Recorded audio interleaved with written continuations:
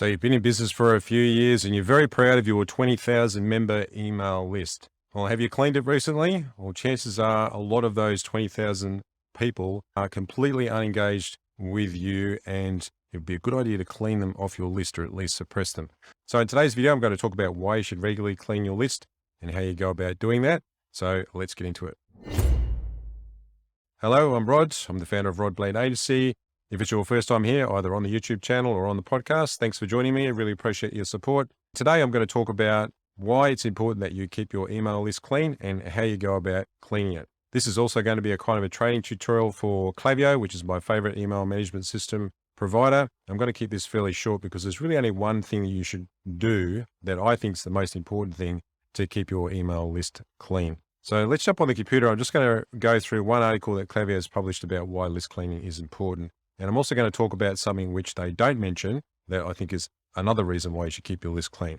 So here's the article from Klaviyo, and I'll put a link to this in the description of the video. Before I get into this, I think the number one reason that you should regularly clean your list is so you're not paying for subscribers that you don't need to have. Now, all email management systems, whether they are MailChimp or Klaviyo or SmarterMail, they're all going to charge you by the number of active subscribers that you have. So your monthly fees will go up as the number of active subscribers that you have also goes up. So if you have a whole lot of people that you've been emailing who are not engaged with you in any way, they're not opening emails, they're not clicking emails, they're not doing anything, and they've been doing that for at least 3 months, then it's a really good idea to suppress those people so that you're not actually paying for those particular subscribers. Now, that's not going to make me very popular with the EMS system providers, but it's definitely going to help you reduce your fees. So let's talk more about why list cleaning is important. Secondly, is to reduce your unsubscribe rates and increase your open and click rates. So there's some metrics that may be important to you if you are regularly sending emails, or if you're in a marketing department and you're measured by that kind of performance.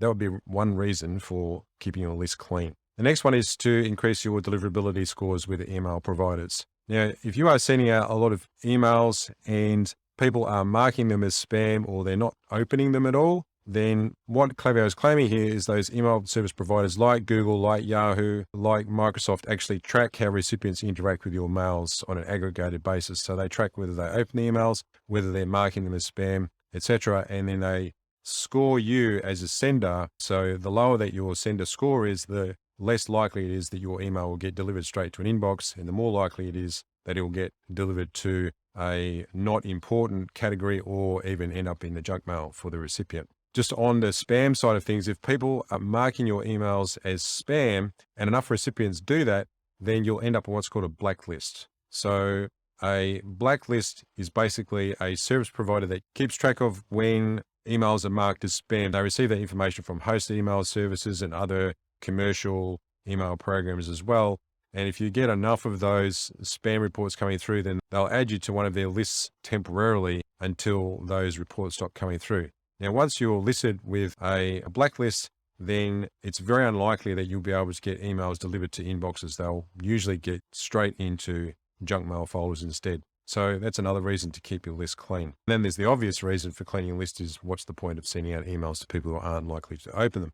You're sending them because you want people to open them and engage with your brand. So now let's talk about the one thing that I think you should do to help you clean your list if you're using Klaviyo, and that is to create an unengaged profiles segment. So I'm going to jump into one of our client accounts to show you how to do that.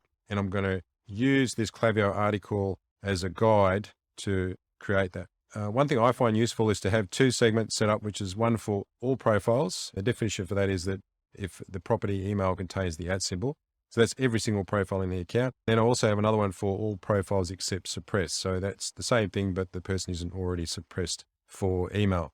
This particular client has been sending emails for almost a decade. So you can see out of all the people that are members on their list, more than half of them have been suppressed at some point, but they haven't done that for about 9 to 10 months. So we're going to create a new segment. We're going to call that unengaged customers receive 10 emails. Not everyone on your list is going to be a customer, but we'll use that anyway. The definition is what someone has done or not done. The metric is received email is at least 10 times over all time. And same condition again. This time it's going to be opened email 0 times in the last 365 days. Now we're going to add a filter in here, which is to do with Apple's mail privacy protection. Apple's mail privacy protection is a security feature which people can enable so that email senders don't know if they've opened the email or not. So from the sender point of view, anyone who has this feature enabled on their phone, it's going to look like they've opened the email. But in effect, what's actually happening is the email is opened through one of Apple's proxy servers,